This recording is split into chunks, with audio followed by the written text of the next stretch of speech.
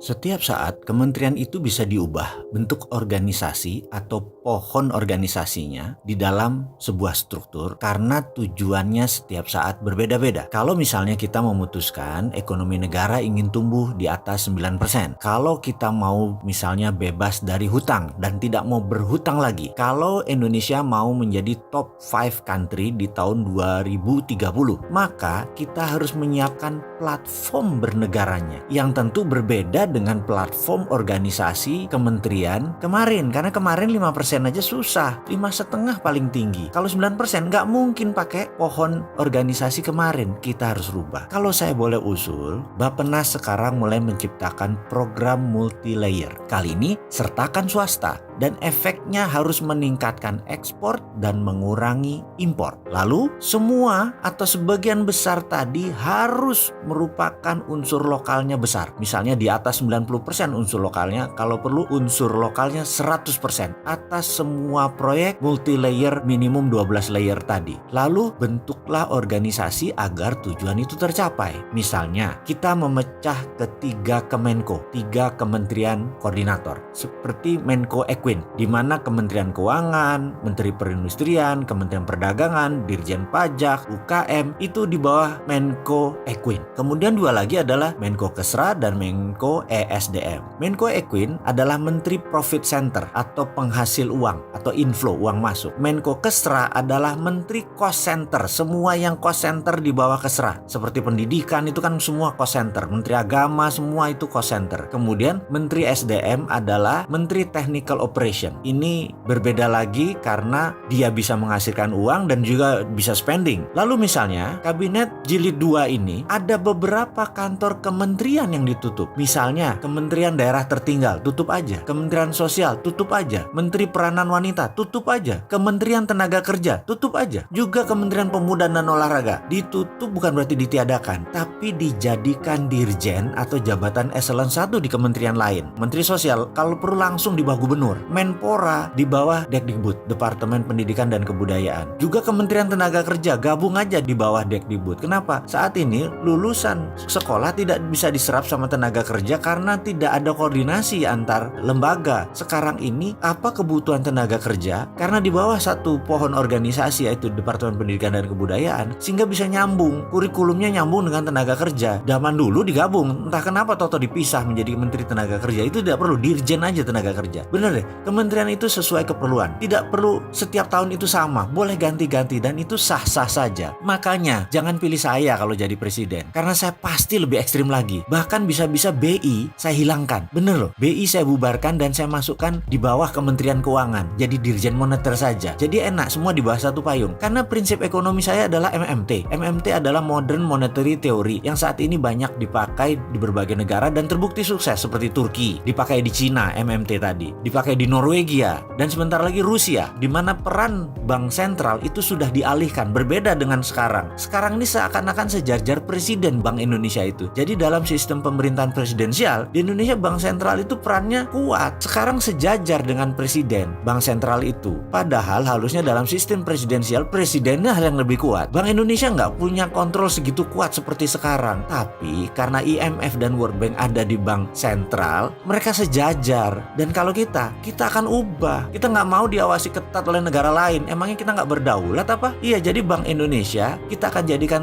eselon 1 sejajar Dirjen Moneter. Jadi begitu kita perintahkan cetak rupiah biru, maka Dirjen Keuangan mencetak tadi dan tugasnya adalah mengontrol rupiah biru berjalan benar-benar 12 lapis proyeknya dan tidak ada penyelewengan sekecil apapun. Jadi ke depan bagaimana? Sudah mulai berani kan untuk berdaulat?